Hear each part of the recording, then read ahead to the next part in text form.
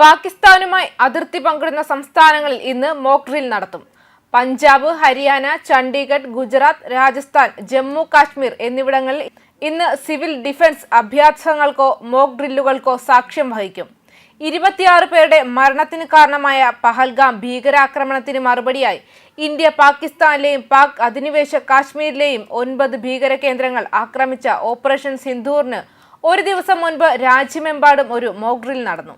നേരത്തെ mock drill May 29-ന് നടത്താൻ തീരുമാനിച്ചിരുന്നെങ്കിലും ഭരണപരമായ കാരണങ്ങളാൽ അത് മാറ്റിവെക്കുകയായിരുന്നു. സർക്കാർ പത്രക്കുറിപ്പ് പ്രകാരം അതിർത്തി സംസ്ഥാനങ്ങളിലെ ജില്ലകളിലെല്ലാം വൈകുന്നേരം 5 മണിക്ക് ഇത് ആരംഭിക്കും. എല്ലാ തദ്ദേശ ഭരണകൂടങ്ങളെയും പങ്കാളികളെയും ഉൾപ്പെടുത്തി 31-ന് വൈകുന്നേരം പ്രാദേശിക സൗകര്യമനുസരിച്ച് കൃത്യമായ സമയം അനുയോജ്യമാകും വിധം സിവിൽ ഡിഫൻസ് അഭ്യാസം ഓപ്പറേഷൻ ഷീൽഡ് ആസൂത്രണം ചെയ്യാനും സംഘടിപ്പിക്കാനും അഭ്യർത്ഥിച്ചു. ഇക്കാര്യത്തിൽ സ്വീകരിച്ച നടപടികളുടെ റിപ്പോർട്ട് ഈ ഡയറക്ടറേറ്റുമായി പങ്കിടാവുന്നതാണ് എന്ന വിവരങ്ങളാണ് പ്രസ്താവനയിൽ വ്യക്തമാക്കുന്നത്. കൂടാതെ വ്യോമാക്രമണ സൈറനുകൾ സജീവമാക്കുകയും നിശ്ചിത സമയത്തേക്ക് ബ്ലാക്ക് ഔട്ടുകൾ നിരീക്ഷിക്കുകയും ചെയ്യും. വ്യോമാക്രമണമോ യുദ്ധകാല സാഹചര്യമോ ഉണ്ടായാൽ അടിയന്തര പ്രതികരണത്തിന് തയ്യാറെടുക്കുന്നതിനായി ജയ്സാൽമീർ ഉൾപ്പെടെ രാജസ്ഥാനിലെ 41 ജില്ലകളിലും ഒരു മോക്ക് ഡ്രിൽ ബ്ലാക്ക് ഔട്ട് വ്യായാമം നടത്താൻ തീരുമാനിച്ചിട്ടുണ്ട്. പരിചയസമ്പന്നരായ ഉദ്യോഗസ്ഥരുടെ നേതൃത്വത്തിൽ ഞങ്ങൾക്ക് പരിശീലനം നൽകുന്നുണ്ടെന്ന് സിവിൽ ഡിഫൻസ് ഉദ്യോഗസ്ഥർ പറഞ്ഞു. മോക്ക് ഡ്രില്ലിനൊപ്പം അടിയന്തര സാഹചര്യം നേരിടാൻ ഞങ്ങൾ എപ്പോഴും തയ്യാറാണ്. ദുരന്ത പ്രതികരണ ശേഷി വർദ്ധിപ്പിക്കുന്നതിനായി ദോഡ ജില്ലാ ഭരണകൂടം ഇന്നൊരു മോക്ക് ഡ്രിൽ നടത്തും. വിവിധ വകുപ്പുകളുടെ ഏകോപനവും അടിയന്തര തയ്യാറെടുപ്പും വിലയിരുത്തുന്നതിനാണ് ഈ അഭ്യാസമെന്ന് ഡെപ്യൂട്ടി കമ്മീഷണർ ഹർവീന്ദർ സിംഗ് പറഞ്ഞു. പൊതുജനങ്ങൾ ശാന്തരായിരിക്കാനും സഹകരിക്കാനും അദ്ദേഹം അഭ്യർത്ഥിച്ചു. തയ്യാറെടുപ്പ് ശ്രമങ്ങളുടെ പതിവ് ഭാഗമാണ് ഈ ഡ്രിൽ. ഇന്ത്യയിൽ നടക്കാനിരിക്കുന്ന ഈ മോക്ക് ഡ്രിൽ പാകിസ്ഥാനിൽ ഭയത്തിന്റെ അന്തരീക്ഷം സൃഷ്ടിച്ചിട്ടുണ്ട്.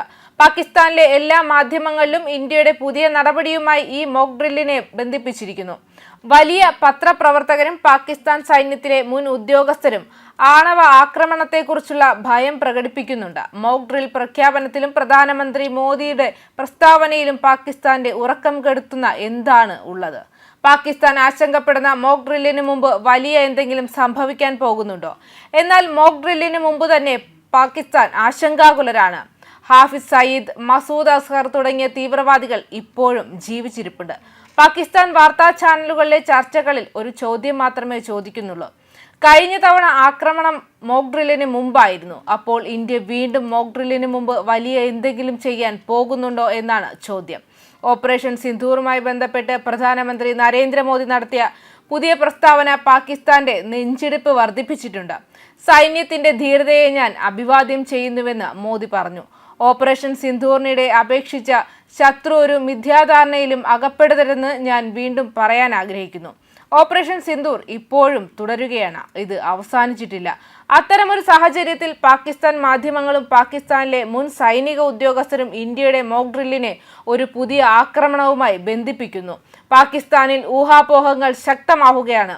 എല്ലാ പത്രപ്രവർത്തകരുടെയും പ്രതിരോധ വിദഗ്ധരുടെയും ഇടയിൽ നടക്കുന്ന ചർച്ച ഇത്തവണ ആണവ യുദ്ധം സാധ്യമാണെന്നാണ്. ഇന്ത്യ ഇപ്പോൾ ഒരു മോക്ക് ഡ്രിൽ പ്രഖ്യാപിച്ചിരിക്കുന്നു. പാകിസ്ഥാനിൽ മുഴുവൻ ഒരു ഭൂകമ്പം ഉണ്ടായതുപോലെയാണ് ഇപ്പോൾ തോന്നുന്നത്. പാകിസ്ഥാൻ സൈന്യത്തിലെ ജനറൽമാരും ഭീകരവാദ നേതാക്കളും ഒരേ വേദിയിലാണെന്നതിൽ സംശയമില്ല. ഭീകരരുടെ റാലികളിൽ അസിം മുനീറിന്റെയും ഹാഫിസ് സയ്യിദിന്റെയും പോസ്റ്ററുകൾ അലയടിക്കുന്നുണ്ട്. ഭീകരർ ഇന്ത്യക്കെതിരെ പരസ്യമായി ജിഹാദ് പ്രഖ്യാപിക്കുന്നു.